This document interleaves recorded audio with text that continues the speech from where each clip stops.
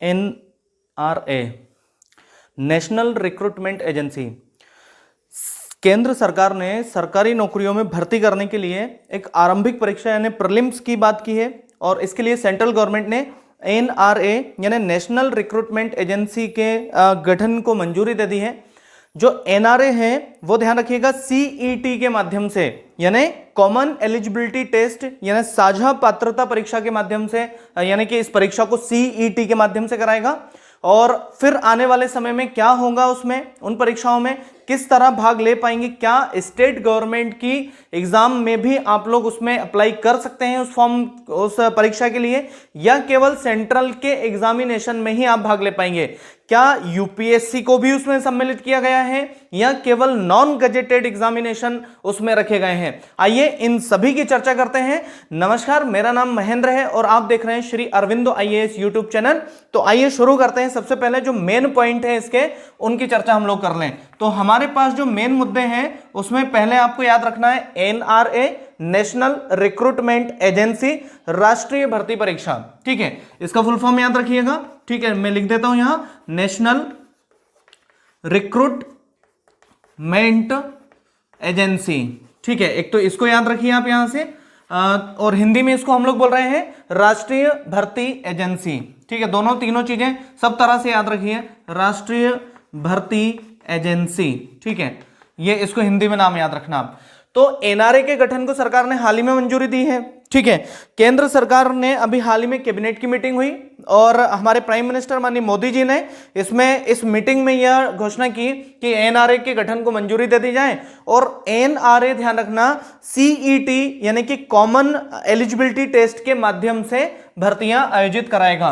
तो यहाँ दो कंसेप्ट आपको जो मोस्ट इंपोर्टेंट है एग्जाम के हिसाब से वो याद रखना है, प्लस ये करंट के मुद्दे हैं इनको याद रखना है। तो NRA क्या है वो क्लियर है, नेशनल रिक्रूटमेंट एजेंसी, एक प्रकार की एजेंसी है जो कौन सी परीक्षा लेगी देश में, जो परीक्षा आयोजित कराएगी CET कॉमन एलिजिबिलिटी टेस्ट, साझा पात्रता परीक्षा।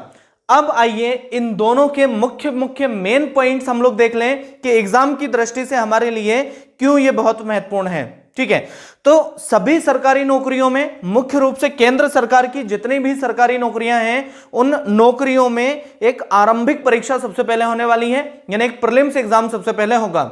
उस प्रीलिम्स एग्जाम के पश्चात क्या है, सरकार ने उसी के अकॉर्डिंग NRA के गठन को मंजूरी दी है। ठीक है, ये याद रखना है। फिर दूसरा ये है कि जो NRA है वो CET के माध्यम से ग्रुप B, ठीक है, यहाँ एक ग्रुप B और ग्रुप C, दो ग्रुप याद रखना है, ये एग्जाम्स होते हैं सेंट्रल के लिए, ग्रुप B और ग्रुप C के एग्जामिनेशन को ध्यान रखना, एग्जामिनेशन लेगा, यानी ग्रुप B और ग्रुप C के एग्जामिनेशन अब NRA ऑर्गेनाइज कराएगा। ठीक है, ये याद रखना है। फिर आगे हम लोग देखें तो प्राइम मिनिस्टर मोदी जी की अगुवाई में कल जो मीटिंग हुई है कैबिनेट की, उस मीटिंग में यह फैसला लिया गया और भारत के सूचना एवं प्रसारण मंत्री श्री प्रकाश जावड़ेकर द्वारा यह घोषणा की गई कि सबसे पहले इस CET में रेलवे, बैंकिंग और SSC तीन एजेंसियों की परीक्षाएं इसमें शामिल की गई है, यानी SSC की परीक्षाएं, SSC की परीक्षाएं इसके अंतर्गत। दूसरा जो रेलवे की परीक्षाएं होती हैं वो, यानी RRB के माध्यम से जो एग्जामिनेशन होते हैं वो,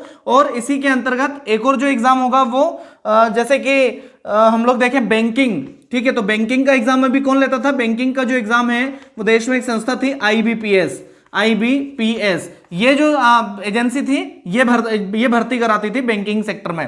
तो SSC प्लस RRB यानी रेलवे रिक्रूटमेंट बोर्ड और IBPS के माध्यम से बैंकिंग के जितने भी एग्जामिनेशंस हैं वो सब अब कौन लेगा, वो सब लेगा NRA। और वो कौन सा एग्जाम कराएगा इन सभी के लिए, वो एग्जाम कराएगा कॉमन एलिजिबिलिटी टेस्ट CET। ठीक है, यहां तक तो क्लियर है चीजें। अब आप देख लीजिए इस परीक्षा के मेन जो बेसिक कंसेप्ट हैं जो एग्जाम में आएंगे वो क्या है। पहले तो इसका पूरा एक ड्राफ्ट समझ लीजिए कि क्या है। तो सबसे पहला पॉइंट इसमें याद रखना है कि अगर हम लोग वर्ष की बात करें पूरे एक वर्ष में, तो ध्यान रखना यह जो CET परीक्षा है, CET यह एक वर्ष में 2 बार आयोजित की जाएगी। ठीक है, अब कब वो सरकार तय करेगी, अभी उसके लिए कोई टाइम टेबल सरकार ने बनाया नहीं है। हालांकि ये घोषणा जरूर सरकार ने कर दी है कि पहला CET एग्जाम कब होने वाला है। ठीक है, ये एक इंपॉर्टेंट कंसेप्ट है। अब हम इसमें ये देख लीजिए आप आगे कि जो साल में 2 बार एग्जामिनेशन होगा तो किस तरह से आयोजित होंगी परीक्षाएं। तो जो भी सफल उम्मीदवार होंगे, पहली बात तो ध्यान रखना ये केवल प्रीलिम्स एग्जाम होगा। यहां एक बात और आप दिमाग में बैठा लीजिए कि ये केवल प्री एग्जाम रखा गया है। इसका मतलब इसके 3 स्तर होंगे, प्रीलिम्स होगा, उसके बाद सेकंड स्टेज होगी, उसके बाद थर्ड स्टेज भी होगी। वो किस तरह से अभी मैं समझाता हूं उसको। तो एक वर्ष में 2 बार परीक्षाएं आयोजित होंगी। अब 2 बार परीक्षाएं आयोजित होने के पश्चात अगर किसी कैंडिडेट को ऐसा लगता है कि उसके नंबर एग्जामिनेशन में कम है, तो वो दूसरी बार फिर से इस सीईटी के एग्जाम में वापस बैठ सकता है। यानी आप 2 बार ही होने वाले सीईटी के एग्जाम में बैठ सकते हैं, यानी कि आप एक वर्ष में 2 बार उस एग्जाम में बैठ सकते हैं। ठीक है, अगर आपने एक बार सीईटी का एग्जाम दे दिया है तो ध्यान रखना ये जो यहां मेरिट लिस्ट आपको मिलेगी, जो आपके नंबर का जो पूरा खाका यहां मिलेगा, वो 3 वर्षों के लिए वैलिड होगा।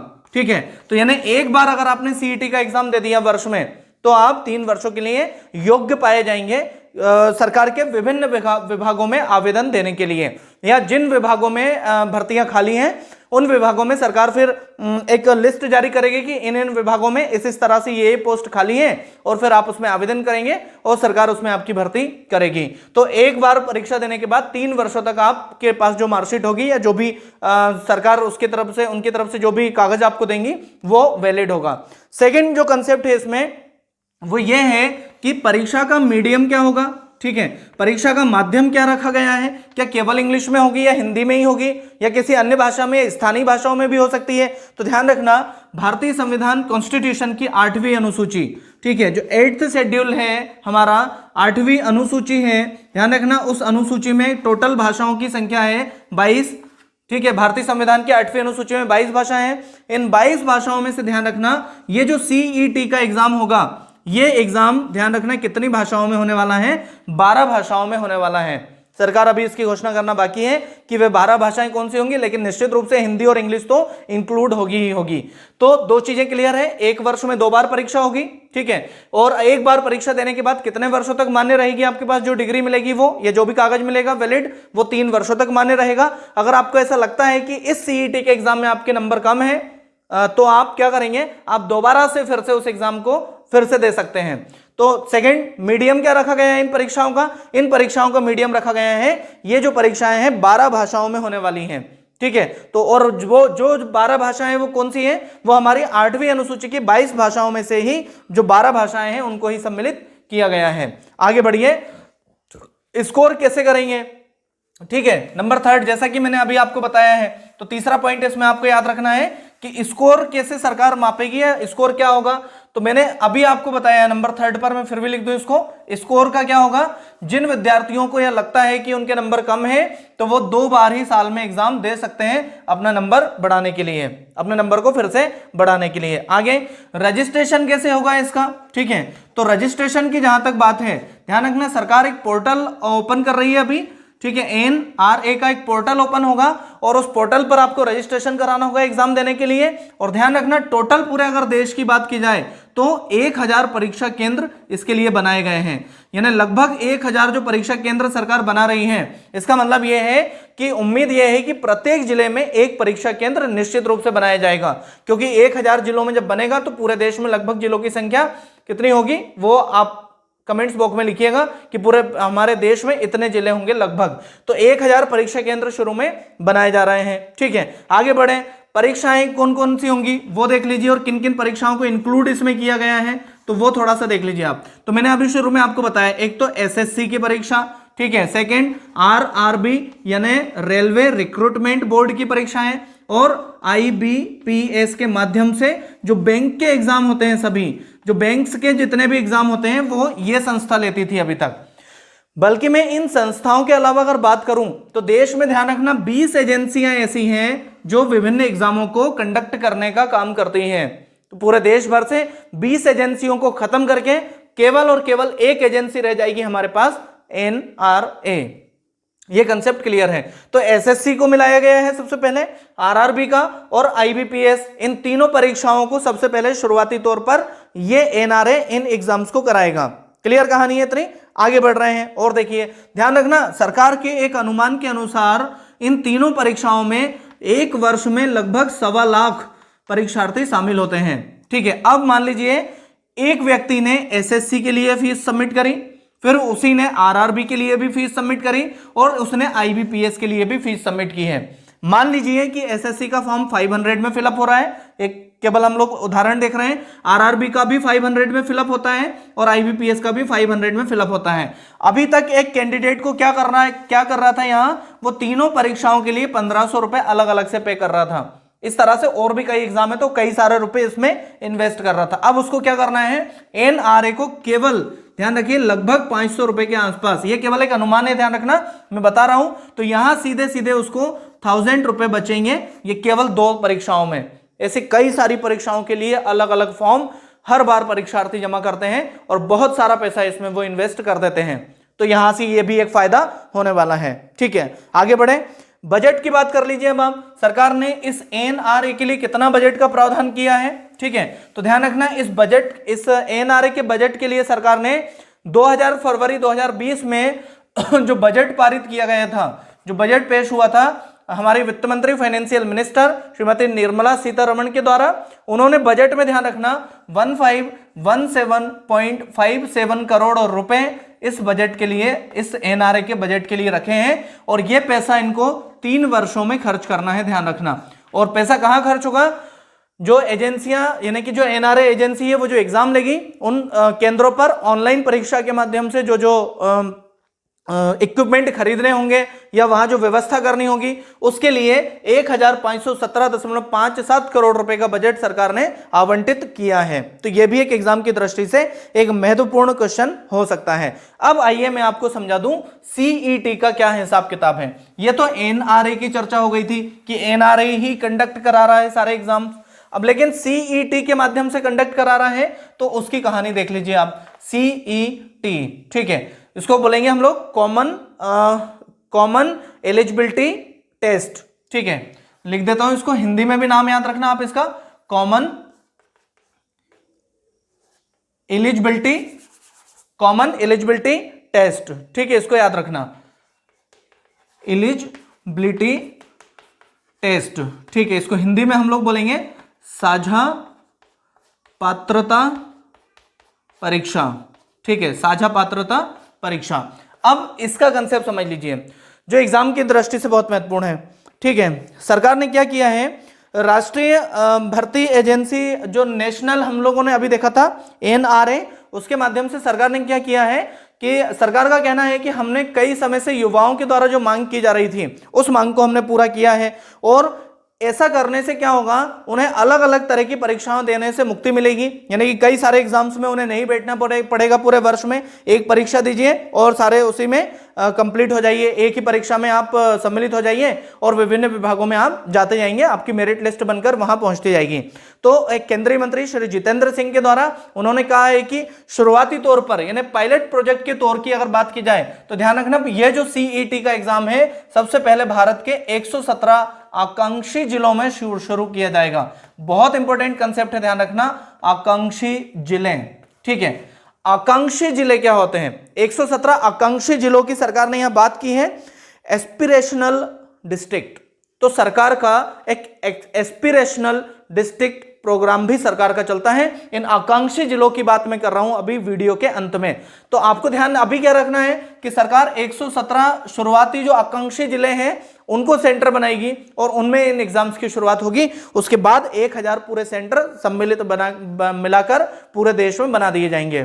ठीक है, तो उनकी चर्चा हम लोग कर रहे हैं अभी बाद में। आगे हम लोग ये देखें कि हमारे जो फाइनेंशियल मिनिस्टर हैं उनका कहना है कि जो नेशनल रिक्रूटमेंट एजेंसी है एनआरए है, उसका जो अध्यक्ष होगा, ध्यान रखना वो कोई भी सचिव स्तर का एक व्यक्ति होगा। ठीक है, ये भी एक कंसेप्ट हो सकता है, एग्जाम में क्वेश्चन पूछ सकता है कि एनआरए नेशनल रिक्रूटमेंट एजेंसी का जो प्रेसिडेंट है, अध्यक्ष है, वो कौन होगा, तो कोई भी सचिव लेवल का एक व्यक्ति, ठीक है, एक सेक्रेटरी लेवल का जो व्यक्ति होगा सेंट्रल में, वो इसका अध्यक्ष होगा। ठीक है, ये याद रखना। अब आप आ जाइए इस वाले कंसेप्ट पर सीईटी के। तो इस सीईटी एग्जाम के पहले तो 5 बड़े फायदे मैं आपको बता देता हूं। ठीक है, आकांक्षी जिले वाला कंसेप्ट हम लोग एंड में देख रहे हैं, ध्यान रखना। तो इस सीईटी के 5 फायदे वो देख लीजिए। सबसे पहले तो मैं बता रहा हूं इसके 5 फायदे। ठीक है, क्या होने वाले हैं, नंबर 1 सबसे पहला फायदा इसमें क्या होने वाला है विद्यार्थियों के लिए, वो देखिए, जो गरीब उम्मीदवार हैं उनको बहुत राहत मिलेगी। ठीक है, गरीब उम्मीदवार जितने भी हैं उनको बहुत राहत इससे मिलने वाली है। कैसे क्योंकि यहां देखिए कई बार क्या होता है कि जितने भी, मान लीजिए कि एक वर्ष में किसी व्यक्ति ने 100 एग्जाम दिए हैं, 50 दिए हैं, चलिए 50 एग्जाम में क्या होगा, वो अलग अलग एग्जाम फीस पे करेगा। अलग अलग एग्जाम फीस पे करने में कई बार तो क्या होगा कि वो कुछ एग्जाम तो इसलिए नहीं दे पाएगा कि फीस की कई बार व्यवस्था नहीं हो पाती है। अब क्या करना है उसको, वर्ष में केवल 2 बार एग्जाम देना है, यानी कि जो सीईटी एग्जाम होगा वो वर्ष में 2 बार होगा, इसलिए उसे केवल 2 बार ही फीस पे करनी है। तो उसे बार बार फॉर्म भरने की जो छुटकारा है, जो बार बार फॉर्म भरने की जो हेडेक है, उससे छुटकारा मिल जाएगा, यानी उसे बार बार साल में कई बार कई सारी परीक्षाओं के लिए एग्जामिनेशन फॉर्म नहीं भरना पड़ेगा। ठीक है। सेकंड, जो महिला कैंडिडेट हैं, यानी कि जो लड़कियां हैं, उनके लिए क्या फायदा है इसमें वो देख लीजिए। तो जो महिला अभ्यर्थी हैं, जो परीक्षार्थी हैं, उनको क्या हो रहा था अभी तक कि मान लीजिए कि कई बार क्या होता है, बहुत ज्यादा इंटीरियर जो क्षेत्र हैं वहां से शहरों तक पहुंचने की सुविधाएं ना होने के कारण वे एग्जाम देने नहीं जा सकती थी। तो अब सरकार क्या करेगी, सरकार ने जो 1000 परीक्षा केंद्र बनाए हैं उसमें लगभग सभी जिलों को कवर करेगी। तो अब आप अपने ही स्थानीय शहर में उस एग्जाम को दे पाएंगे। तो ये महिला कैंडिडेट के लिए भी एक फायदा हो गया। नंबर 3, देश में जितनी भी एजेंसियां अभी तक परीक्षा ले रही थी, ठीक है, तो कितनी कई सारी एजेंसियां जो एग्जाम ले रही थी, उन एजेंसियों पर भार यानी कि लोड क्या हो जाएगा, कम हो जाएगा। ठीक है। तो एजेंसियां, मैंने आपको बताया कि पूरे देश में एग्जाम को कंडक्ट करने के लिए लगभग 20 एजेंसियां अभी तक एग्जाम ले रही थी, और उन एग्जाम लेने वाली एजेंसियों पर भी अतिरिक्त भार पड़ता था, क्योंकि इसके अलावा उन्हें और भी कई कार्य करने पड़ते हैं देश में। तो वो सब अब उनसे जो एग्जामिनेशन लेने का जो लोड है वो पूरी तरह से खत्म हो जाएगा। तो एक ये भी फायदा होने वाला है। आगे नंबर 4 है केंद्र। आप किसी भी सेंटर को विकल्प के रूप में चुन सकते हैं, तो आपके केंद्र के कई सारे विकल्प आपको मौजूद रहेंगे। हालांकि इसमें कोई नई बात नहीं है, जब भी हम लोग एग्जामिनेशन फॉर्म फिलअप करते हैं तो हमें कई सारे सेंटर्स वहां अवेलेबल होते हैं कि मुझे इस सेंटर पर एग्जाम देना है, इस पर नहीं देना है, यहां से देना है। तो वो तो ऑलरेडी पहले से ही सारी चीजें इसमें इंक्लूडेड हैं। अंतिम जो है एग्जाम इंपॉर्टेंट पॉइंट वो ये है कि क्या राज्य सरकार को भी इससे कोई फायदा होने वाला है। तो ध्यान रखना, स्टेट गवर्नमेंट को इससे यह फायदा होने वाला है कि अगर वो चाहे तो राज्य सरकार भी इस सीईटी में सम्मिलित हो सकती है। और राज्यों में जो भर्तियां होने वाली हैं ग्रुप बी, ठीक है, राज्यों में भी ग्रुप बी और सी की परीक्षाएं होती हैं। ठीक है। तो जो ग्रुप बी और सी का जो एग्जामिनेशन राज्यों में होगा या होने वाला है, वो सेंट्रल की एक मेरिट लिस्ट उठाकर भी राज्य अपने यहां इन कैंडिडेट्स की भर्ती कर सकता है। तो हो सकता है कि राज्यों का भी काफी पैसा इसमें बचे। क्लियर कंसेप्ट है। अब हम लोग ये देखें कि कब परीक्षा होने वाली है, ये कितने पद खाली हैं सीईटी के माध्यम से देश में, और क्या योग्यता उसके लिए रखी गई है, प्रश्न पत्र कैसा आएगा और प्रश्न कहां से आएंगे, ये आप पूरा एक कंप्लीट खाका देख लीजिए इसका सीईटी का, वो और मैं आपको इसके बारे में जानकारी दे देता हूं। चलिए सबसे पहले तो ये देखिए पहला पॉइंट इसमें कि एग्जामिनेशन कब होने वाला है। तो परीक्षा कब होगी वो देखें आप। तो सरकार ने घोषणा की है कि सन 2020 यानी जो वर्ष चल रहा है, इस वर्ष के अंत तक पहली बार परीक्षा का आयोजन होने वाला है। तो आप तैयारी शुरू कर दीजिए आप इस एग्जामिनेशन के लिए, सभी के लिए जो तैयारी कर रहे हैं वो। तो परीक्षा कब, सन 2020 के यानी इस वर्ष के अंत तक पहली बार सीईटी का एग्जाम ऑर्गेनाइज कराया जाएगा, पहला पॉइंट। सेकंड, अगर मैं पोस्ट की बात करूं तो केंद्र सरकार के कितने पद अभी खाली है इस परीक्षा का जो आयोजन होने वाला है, तो 6,83,823 पद। ध्यान रखना, इतनी पोस्ट सरकार की विभिन्न डिपार्टमेंट में, कई वेरियस डिपार्टमेंट में खाली है, विभिन्न विभागों में 6,83,823 पद खाली हैं। ध्यान रखना, इन अगर पोस्ट की बात करें इन सभी की, तो इनमें से ग्रुप सी के 5,74,289 जो पोस्ट हैं वो ग्रुप सी के पद खाली हैं। ध्यान रखना। और अगर मैं बात करूं इसी में आगे तो 89,638 89,638 ये ध्यान रखना ग्रुप बी की पोस्ट खाली हैं सेंट्रल गवर्नमेंट में। और अगर इसमें और डिटेल में अगर आप देखें तो ध्यान रखना 19,896 पोस्ट ग्रुप ए की खाली हैं। ठीक है, लेकिन ग्रुप ए का एग्जाम इस सीईटी के माध्यम से नहीं होने वाला है, यह ध्यान रखना आप इस कंसेप्ट में। ठीक है, तो कुल 6,83,823 पदों में से 5,74,289 ग्रुप सी, जो कि एग्जाम कौन करा रहा है इसके लिए भी एग्जाम सीईटी कराएगा, ग्रुप बी के लिए भी एग्जाम कराएगा सीईटी। ध्यान रखना ये पदों की संख्या बहुत ज्यादा है, अगर आप तैयारी कर रहे हैं तो निश्चित रूप से आप सीईटी को फाइट करके आप एग्जाम को निकाल सकते हैं। तो 5,74,289 पद और 89,638 पद ग्रुप बी के लिए खाली हैं सेंट्रल के विभिन्न विभागों में। ध्यान रखना, ये केवल केंद्र सरकार के आंकड़े हैं, उनमें इतने पद खाली हैं। अब सीईटी का एग्जाम देने के लिए क्या योग्यता होनी चाहिए? आइए एलिजिबिलिटी की बात कर लें हम लोग। क्या ग्रेजुएशन वाले ही एग्जाम देंगे या 10वीं क्लास वाले भी एग्जाम दे सकते हैं या 12वीं पास जो लोग हैं वो भी एग्जाम दे सकते हैं? तो आइए उसका एक हिसाब किताब और मैं आपको बता दूं। ध्यान रखना, सरकार ने एलिजिबिलिटी को लेकर, यानी कि जो योग्यता है विभिन्न कैंडिडेट्स की, उस योग्यता को लेकर 3 भागों में सरकार ने इसे 3 पार्ट में डिवाइड किया है। किस तरह से वो देख लीजिए आप। सबसे पहले ध्यान रखना, यह एग्जाम देंगे ग्रेजुएट, यानी कि जो फाइनल ईयर जिनका कंप्लीट हो गया है वो भी एग्जाम दे सकते हैं। सेकंड, जो 12th क्लास पास कर चुके हैं, यानी कि इंटरमीडिएट ये भी एग्जाम दे सकते हैं। और 10वीं क्लास यानी कि मैट्रिक स्तर, ठीक है, तो मैट्रिक स्तर वाले भी यहां एग्जाम दे सकते हैं।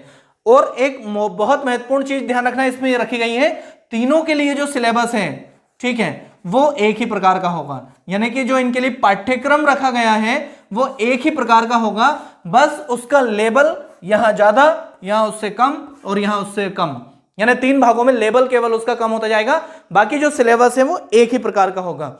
और एक और चीज इंपॉर्टेंट इसमें ध्यान रखना, जो एग्जामिनेशन होने वाला है, जो सीईटी का एग्जाम होने वाला है, उस एग्जामिनेशन ऑब्जेक्टिव टाइप होगा, ठीक है, ऑब्जेक्टिव टाइप, यानी कि जो एग्जाम होगा वो वस्तुनिष्ठ प्रकार का होगा। इस तरह के कई सारे एग्जाम आपने अभी तक दिए होंगे, यानी 4 ऑप्शन में से एक ऑप्शन आपको चुनना है। एक और मेन चीज, जिन 12 भाषाओं में एग्जामिनेशन होने वाला है, ध्यान रखना, अब यहां क्वेश्चन कहां से आएंगे? तो यहां जो क्वेश्चन आएंगे एग्जाम में, अभी हालांकि सरकार ने पूरी तरह उसको क्लियर किया नहीं है कि उसके लिए सिलेबस क्या क्या होगा, केवल जीके होगा, मैथ होगा, इंग्लिश होगा, रीजनिंग होगा, ये अभी सरकार ने इसमें बताया नहीं है। जब भी बताएंगे तो नेक्स्ट वीडियो में हम लोग पूरी उसकी डिटेल में चर्चा करेंगे। लेकिन सरकार ने ये कहा है कि एक संयुक्त, यानी कि कंबाइंड प्रश्न बैंक, यानी कि क्वेश्चन बैंक से पूरे क्वेश्चन आएंगे इस एग्जाम में। तो इसका मतलब ये है कि क्वेश्चन बैंक सरकार ने बनाई होगी, उस संयुक्त क्वेश्चन बैंक से ही सारे के सारे क्वेश्चन इन एग्जाम्स में, यानी इस सीईटी के एग्जाम में पूछे जाएंगे। क्लियर, इतना कंसेप्ट है? ठीक है, सिलेबस की भी चर्चा हमने कर ली है। एक और महत्वपूर्ण चीज मैं आपको बता दूं, मैंने आपको बताया है कि केवल ग्रुप सी, ठीक है, ग्रुप बी और ग्रुप सी, ठीक है, इन दोनों के एग्जाम, ठीक है, इन दोनों पदों के लिए एग्जाम ही सीईटी के माध्यम से होने जा रहे हैं। तो ग्रुप बी की अगर चर्चा करें तो जितनी भी पोस्ट नॉन गजेटेड है, ठीक है, नॉन गजेटेड पोस्ट के लिए ही ग्रुप बी के एग्जामिनेशन होंगे, जबकि लोक सेवा आयोग के माध्यम से जो लोग हम एग्जाम देते हैं वो गजेटेड पोस्ट होती हैं। तो नॉन गजेटेड पोस्ट के लिए ग्रुप बी के लिए एग्जामिनेशन होंगे, जबकि ग्रुप सी के लिए जो एग्जामिनेशन होंगे वो नॉन टेक्निकल, ठीक है, नॉन टेक्निकल जितनी भी पोस्ट है उनके लिए आप ग्रुप सी के एग्जाम के माध्यम से बैठ सकते हैं। जो क्लर्क वाली पोस्ट है उनमें भी आप इसमें इंक्लूड हो सकते हैं। क्लियर, इतनी कहानी है। आगे देखिए अब आप इस वाले उसमें ये सारे कंसेप्ट क्लियर है। तो परीक्षा के कितने स्तर रखे गए हैं? 3। ग्रेजुएट भी एग्जाम देंगे, 12वीं क्लास यानी कि इंटरमीडिएट वाले छात्र भी एग्जाम देंगे, और 10वीं क्लास वाले छात्र यानी कि जो मैट्रिक में पास हुए हैं वो भी एग्जाम में बैठेंगे। फिर आगे क्या है? सीईटी के जो क्वेश्चन होगा, इस बार पेपर होगा वो ऑब्जेक्टिव टाइप पेपर होगा, ठीक है। कितनी भाषाओं में ऑर्गेनाइज कराया जा रहा है? 12 भाषाओं में। और क्वेश्चन कहां से आएंगे? एक संयुक्त प्रश्न बैंक सरकार ने बनाई है, उस प्रश्न बैंक से आएंगे। ध्यान रखना, यह प्रश्न बैंक अभी आपको स्टेशनरियों पर उपलब्ध नहीं होगी, तो आप किसी भी स्टेशनरी, किताब और किसी भी कोचिंग संस्थान के झांसे में ना आए, ये अभी आपको यहां उपलब्ध नहीं होगी। जब उपलब्ध होगी तो सरकार के माध्यम से वो आपको निश्चित रूप से मिलेगी, ठीक है। पाठ्यक्रम की हमने ये सारी चर्चा कर ली है। ग्रुप बी के लिए नॉन गजेटेड पोस्ट के लिए ही एग्जाम आप दे पाएंगे, और ग्रुप सी के लिए नॉन टेक्निकल जितनी भी पोस्ट होती हैं आप उनके लिए एग्जाम दे पाएंगे, ठीक है। क्लियर कंसेप्ट है इतना। अब सबसे मोस्ट इंपोर्टेंट जो मैं आपको बता दूं वो यह है कि मैंने अभी थोड़ी देर पहले चर्चा की थी भारत में आकांक्षी जिले, क्योंकि 117 आकांक्षी जिलों में ही, ध्यान रखना, सबसे पहले यहाँ जो एग्जाम है सेंटर वो बनाया जा रहा है। तो आकांक्षी जिले प्रोग्राम क्या है वो देख लीजिए सरकार का, ये केंद्र सरकार का एक प्रोग्राम है, ध्यान रखना, आकांक्षी जिले कार्यक्रम, ठीक है, आकांक्षी जिले कार्यक्रम या आकांक्षी जिले प्रोग्राम हम लोग बोलते हैं इनको, या बोलते हैं इनको हम लोग एस्पिरेशनल डिस्ट्रिक्ट प्रोग्राम। ठीक है, एस्पिरेशनल डिस्ट्रिक्ट। आइए देखिए, ये जो थोड़ा सा कंसेप्ट इसमें बचा है, मैंने कहा था वीडियो के अंत में आपको बता देता हूं मैं कि आकांक्षी जिले क्या होते हैं। तो जो एस्पिरेशनल डिस्ट्रिक्ट प्रोग्राम है सरकार का, ध्यान रखना, ये जो आकांक्षी जिले कार्यक्रम जो शुरू किया है सरकार ने, वो जनवरी 2018 से शुरू किया है। एक तो ये कंसेप्ट याद रखना है इसमें, जनवरी 2018 से, और ध्यान रखना ये भारत में आंध्र प्रदेश से प्रारंभ हुआ है। तो जनवरी 2018 में भारत में आंध्र प्रदेश से ये कार्यक्रम शुरू हुआ है, और इस कार्यक्रम का मुख्य उद्देश्य है देश में जितने भी पिछड़े जिले हैं, ठीक है, जितने भी बैकवर्ड डिस्ट्रिक्ट हैं, उन सभी को जो समाज की धारा है उसमें सम्मिलित करना इस कार्यक्रम का मुख्य उद्देश्य है। और एक इंपॉर्टेंट कंसेप्ट ये है कि मध्य प्रदेश में अगर आकांक्षी जिलों की संख्या आपसे पूछी जाए कभी एग्जाम में, तो ध्यान रखना मध्य प्रदेश में आकांक्षी जिलों की संख्या है 8। कौन कौन से मध्य प्रदेश में आकांक्षी जिलों के अंतर्गत रखे गए हैं? सिंगरौली, क्योंकि ये सबसे पिछड़ा जिला था मध्य प्रदेश का, ठीक है, सबसे पिछड़े जिलों में गिनती होती है। सेकेंड है इसमें बड़वानी के बाद इसमें याद रखना है गुना, तो सिंगरौली, बड़वानी, गुना, विदिशा, ठीक है, 4 तो ये हो गए, और 4 और डिस्ट्रिक्ट है इसमें, खंडवा, ये याद रखना है, खंडवा के साथ साथ छतरपुर, एक हो जाएगा छतरपुर। तो सिंगरौली, बड़वानी, गुना, विदिशा, खंडवा, छतरपुर, और दमोह और राजगढ़, ठीक है, अंत में दमोह, और यहाँ रखा गया है अंतिम जिला राजगढ़। तो मध्य प्रदेश में अगर आकांक्षी जिलों की संख्या पूछी जाए तो वो 8 है, सिंगरौली, बड़वानी, गुना, विदिशा, खंडवा, छतरपुर, दमोह और राजगढ़, ठीक है, ये आकांक्षी जिलों का कंसेप्ट है। आकांक्षी जिले वे जिले होते हैं भारत में जो सबसे पिछड़े हैं, सबसे बैकवर्ड जिले हैं, तो उन जिलों में विकास कार्य को तेजी से करना सरकार का मुख्य उद्देश्य है, और तेजी से उसको समाज की विकास धारा के साथ जोड़ना। अब सबसे महत्वपूर्ण जो इसमें कंसेप्ट है वो ये है कि केंद्र सरकार ने अभी हाल ही में, केंद्र सरकार बल्कि मैं बोलूं कि नीति आयोग ने, नीति आयोग के बारे में आप सभी अवगत हैं, आप उससे सब जानते हैं नीति आयोग के बारे में। नीति आयोग ने अभी हाल ही में यानी रिसेंटली 29 जनवरी 2020 को देश के आकांक्षी जिलों की एक रैंकिंग जो है वो डिसाइड की है। उन्होंने कहा है कि जो देश में टोटल की अगर बात करें, पूरे देश में टोटल कितने जिले हैं आकांक्षी? 117। मध्य प्रदेश में कितने हैं? 8। तो जो रैंकिंग जारी की है और कहा है कि इन 117 में से जो डेवलप्ड जिले हैं, जो सबसे तेजी से विकसित हुए हैं, उसमें फर्स्ट नंबर पर रखा गया है, ध्यान रखना, विरुद्धनगर नामक जिले को। विरुद्धनगर, मैं आपको बता रहा हूं वे 5 जिले जो तेजी से आकांक्षी जिलों की श्रेणी से बाहर आए हैं और बहुत तेजी से जो डेवलप हुए हैं, ध्यान रखना। तो पहला है इसमें विरुद्धनगर, इसकी स्थिति है तमिलनाडु, ठीक है, मैं 5 डिस्ट्रिक्ट लिख रहा हूं जो आकांक्षी जिलों में सबसे तेजी से विकसित होने वाले डिस्ट्रिक्ट हैं। सेकेंड है इसमें नुआपाड़ा, ओडिशा का एक जिला है नुआपाड़ा, ठीक है, ये इसकी जो लोकेशन है वो है ओडिशा। थर्ड इसमें याद रखना है सिद्धार्थनगर, उत्तर प्रदेश का जिला है एक सिद्धार्थनगर, ठीक है, ये सिद्धार्थनगर डिस्ट्रिक्ट इसमें हो जाएगा स्टेट यूपी उत्तर प्रदेश। अगला औरंगाबाद, ठीक है, औरंगाबाद, लेकिन महाराष्ट्र वाला नहीं, ध्यान रखना, औरंगाबाद बिहार, सबसे इंपॉर्टेंट कंसेप्ट है, ध्यान रखना, औरंगाबाद बिहार। और एक और इसमें याद रखना है कोरापुट ओडिशा, कोरापुट ओडिशा, ठीक है, ये वे 5 डिस्ट्रिक्ट हैं जो सबसे तेजी से डेवलप हुए हैं और आकांक्षी जिलों की श्रेणी में पहले ये रखे गए थे। तो ये जो रैंकिंग जारी की है ये नीति आयोग ने जारी की है, ध्यान रखना, NITI नीति आयोग ने जारी की है 29 जनवरी 2020 को। लेटेस्ट आंकड़े हैं ये, इनके बारे में ये सारी चीजें आपको याद रखना है। अब इन जिलों को कैसे तय किया गया कि इनमें किस पर सबसे पहले कार्य किया जाए, तो उसके लिए नीति आयोग और केंद्र सरकार ने 5 पॉइंट लिए हैं, ध्यान रखना, कि इन जिलों को जब भी तय किया जाएगा रैंकिंग के हिसाब से कि किस तरह से डेवलप हुए हैं, तो उसमें सरकार ने 5 बिंदु पर कार्य किया है। ये 5 बिंदु पर कार्य करने के पश्चात ही, ध्यान रखना, यानी 5 पॉइंट पर कार्य किया है।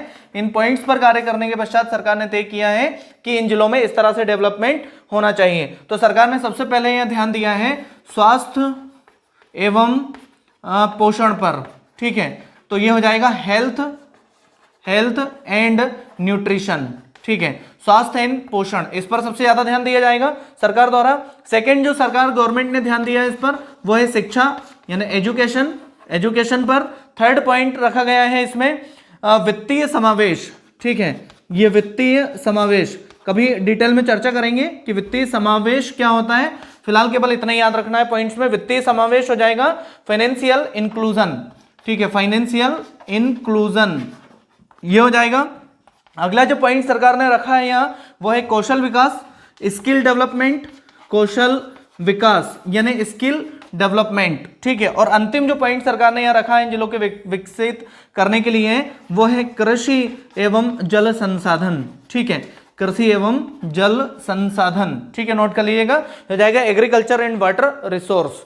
ये वो 5 बिंदु हैं जो सरकार ने रखे हैं कि इन 5 बिंदुओं पर सरकार इन आकांक्षी जिलों के अंतर्गत कार्य करेगी और फिर देखा जाएगा कि सबसे टॉप पर कौन सा डिस्ट्रिक्ट उसमें रहा है, ठीक है। तो ये आकांक्षी जिलों का कंसेप्ट है, एक बार सुन लीजिए पूरा फिर से, बहुत आईएमपी कंसेप्ट है, ध्यान रखना। आकांक्षी जिले प्रोग्राम, एस्पिरेशनल डिस्ट्रिक्ट प्रोग्राम सरकार ने जनवरी 2018 में आंध्र प्रदेश से प्रारंभ किया और इस कार्यक्रम का मुख्य उद्देश्य था पूरे देश में पिछड़े जिलों को विकसित करना।